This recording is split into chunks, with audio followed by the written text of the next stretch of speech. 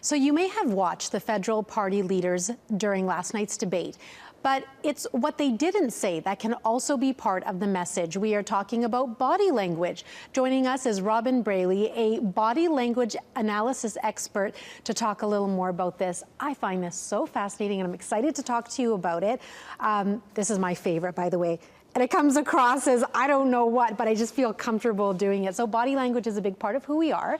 So explain, what exactly is it? Well, body language is a series of non-verbal indicators that either support or detract from what someone is saying. So I look at gestures, facial expressions, I look at stance, I listen to the tone of voice, and of course eye contact is a really big one. Okay, so you were watching the debate last night. You mentioned you don't speak French. You were really looking at their body language here. I want to sort of talk about the leaders individually. So let's start with, in no particular order, I promise, let's start with Yves-François Blanchet and what you thought of his body language and what that conveyed.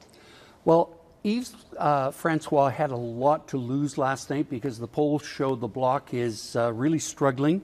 And I thought he lacked energy at times. Now, one of the things that really helps me understand where the leaders are at by their body language is in the long shots from above or from the side shots. So in other words, when the candidate doesn't think the camera's on them, that's often very revealing. And with Mr. Blanchet last night, when you looked from body up, from the waist up, in those shots he was great. He had lots of great gestures, eye contact. You could tell he was engaged, but he had some weird stances on the long shots, like he stood with his feet really wide apart, which kind of signaled maybe a little bit of uncertainty. One time he was even standing with his legs twisted, which was a little bit of an odd shot. But I thought that he did not have as strong a debate as we're accustomed to seeing him give. Okay, let's move on to Jagmeet Singh. What do you think about him? Jagmeet had a good night. He did not do one of the annoying things, and that also defines Pierre Poilievre. Jagmeet had an annoying habit in all past debates of nodding his head. Mary had a little lamb. Interesting. That's annoying. That's annoying because that makes him look entitled. It makes him look like he's trying to tell you that he's smarter than you are, and he didn't do that last night. Okay, Mark Carney, what about him? Well, Mark Carney, his whole job was to look prime ministerial. He hasn't had the benefit of debates in Parliament, and I thought he did really well. Now, Mark, on the campaign trail, would have some frenetic hand motions, and when he would get off the plane, he'd do some of these, like really quick, frenetic little movements that made him look nervous. Last night, he did not have any of that. At the beginning, in the long shots, of course, I'm going to talk about active listening later, but in the long shots, you want to see the candidates turned and engaging with whoever the speaker is.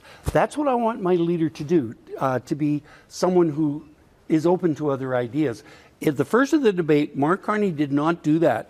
Pierre Poilievre was saying things about him, and he didn't turn to acknowledge it. As the debate went on, the whole thing softened and everyone became more engaged. And I'm shocked to say this, but of all the debates that I've analyzed, this was the most respectful of all of them.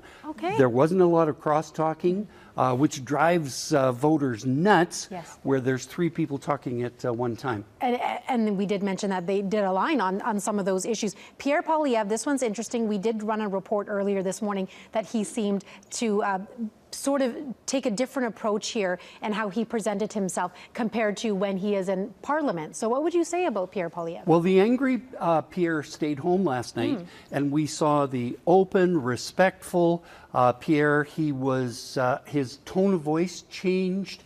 Of course, the big thing was his smile, and that's been quite controversial. his handlers tried to get him to smile more out on the campaign trail. Well, when he would do that, he would often smile at the wrong place, the wrong time. Sometimes it would even look a little creepy. Last night, he was right on. He was spot on. I like the words you use, annoying, creepy, but even nervous. I mean, that's a big one too. Do you want to talk about active listening you mentioned? Well, active listening is a series of tools that you use to engage. So body, eye contact, leaning forward, listening intently, sometimes writing down notes. And last night, active listening played a big role in how I perceived each other's relating to each other. Okay, some really interesting points there. I think that was really great insight for sure when it comes to these debates. Thank you so much, Robyn, for this. We really appreciate it. My pleasure.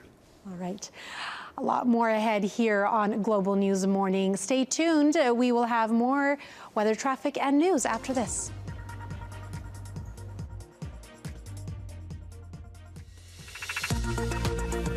I'm Norma Reed at the Louise Riley Library.